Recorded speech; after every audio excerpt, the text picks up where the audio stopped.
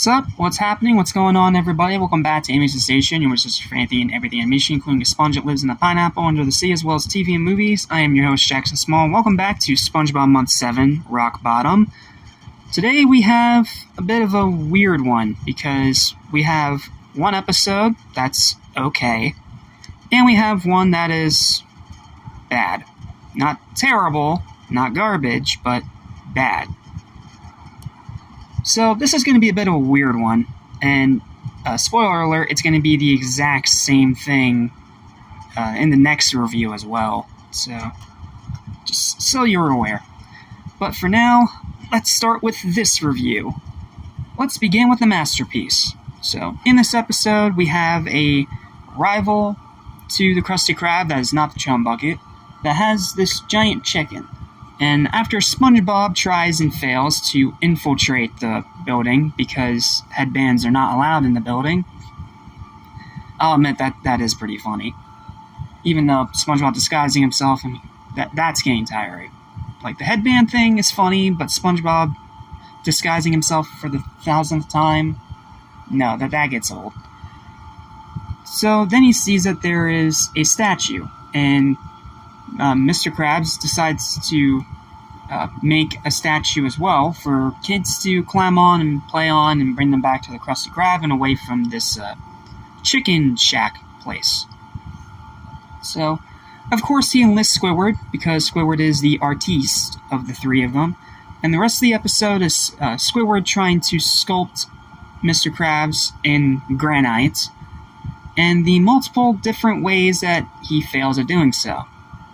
And then, with the ultimate result being, obviously not okay for kids, then they have to have a resolution, and they just end up painting Mr. Krabs gold, and he becomes the statue at the end of the episode. I'll admit that's funny. So, yeah, this episode's okay. It has some decent jokes, but it does, again, have a lot of the modern SpongeBob-isms that you've come to expect by now. Now, to be fair, this is not like one of the worst examples of that. We've seen far worse in this marathon, trust me. But it is one of those episodes that's kind of just there. It's okay. It's not good, it's not bad, it's just there. It's filler. That's the word. It's filler.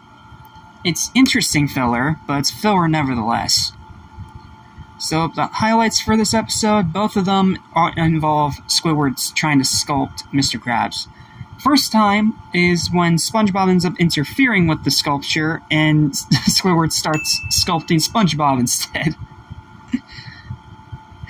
Again, like, this episode has good jokes, it's just that story is so blah. And then its other highlight is, of course, the big final result at the end when Squidward reveals his masterpiece. This terrifying crab with a mouth on its stomach thing that looks like it belongs in Dungeons and Dragons. Like, you think that Squidward would have known not to make it terrifying. But yeah, outside of that, it has good jokes, it has some decent writing, but a lot like most of the mid of modern SpongeBob, if you will, it's kind of just there. It's there, it exists, and it's filler. It's completely forgettable, passable filler. Final verdict is a 5 out of 10. It's fine. It's not awful, it's not great, it's okay. Alright, now let's move on to the bad episode, Whelk Attack. How do you take the concept of these whelks picking off all of Bikini Bottom like a slasher villain, and you make it boring? How do you do that? How do you take such an interesting idea, hearkening back to the good templates of horror movies, and you make it boring? Well, because this is SpongeBob Season 7, and they just want to make everything a pain, so this is not going to be a fun one. Well, let's just get it over with. This is Whelk Attack. It's a bad episode, not a trash episode, but nowhere close to good.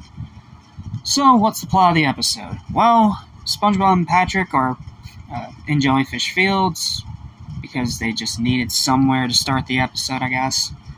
And then you have these giant whelks that run them over and start eating everyone in Bikini Bottom.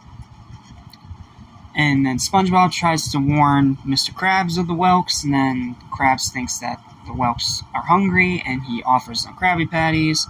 He ends up getting eaten, Squidward ends up getting eaten, and then all that's left is SpongeBob and Patrick. Then they run off to Sandy's, and Sandy makes sure that they're actually okay by asking them a question, and somehow Patrick is the one that proves that they are actually not whelks. I don't know how they did that, but they did that. And then the whelks break into Sandy's tree dome, despite her saying that the walls are reinforced. Whatever. She gets eaten, then SpongeBob and Patrick get eaten, and then SpongeBob finds out that they're so angry and so hungry because they're sick from something. So the episode ends with SpongeBob in another very gross visual of him soaking up all this disgusting sickness, turning the whelks back into tiny little snails. And then the episode just ends. Like, outside of Patrick being a little funny, I pretty much remember nothing. The rest of this episode is just the same tired, boring, freaking modern SpongeBob crap that we have been suffering through this entire damn season. And again, how do you take a concept as cool as picking everyone off like a slasher villain and make it boring? If you can do that, you are a terrible writer. Because that is literally a plot that is handed to you on a platter, and you still somehow drop it on the floor.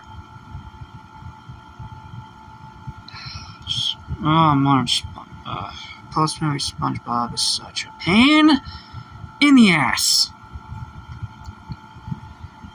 Final verdict for this episode is a 3 out of 10. It's boring, it's bad, it's just not worth excreting any more breath on. How it took such a good plot and made it boring is because it is modern SpongeBob, and SpongeBob Season 7 in particular is absolutely terrible. Alright, that's it. That is all I've got for this review. Thank you guys so much for watching. Please don't forget to like, share, and subscribe for more videos like this almost every single day. And I'll see you guys next time when we tackle another 2 SpongeBob episodes with You Don't Know Sponge and Tunnel of Glove. I'm excited for what